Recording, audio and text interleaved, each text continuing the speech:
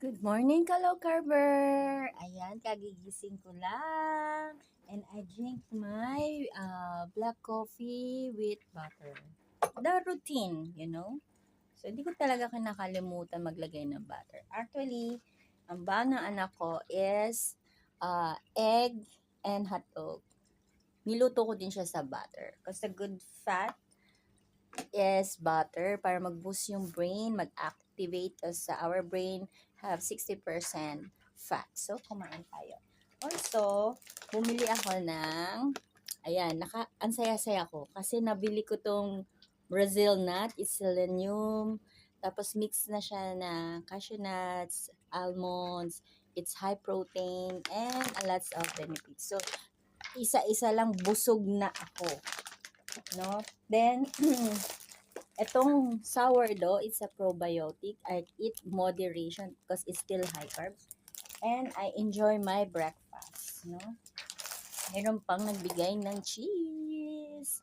Ayan, it's a white cheese. So, you can eat your desired food, but the choices, no? Kasi that is a signal in the morning. Actually, I'm 15 hours fasting. Last night, my dinner is 9:30 and now it's 12:30. So, it's 15 hours fasting. It's good na yon, no? Para matunaw lahat ng kinain ko sugar yesterday.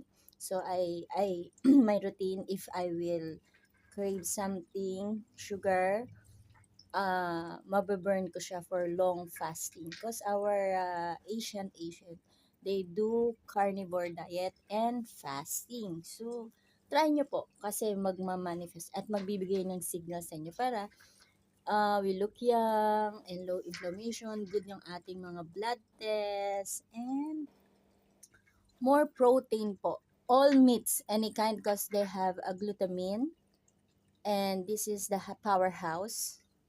And we need 75 grams a day protein. So, one egg is 6 grams. So, ilang eggs ang kakainin mo kung meron ka pang chicken or fish, salmon, ganon, beef. And the best anti-inflammation is beef. Lahat po ng protein is anti-inflammation. Pero the best one is beef. Try to eat once a week.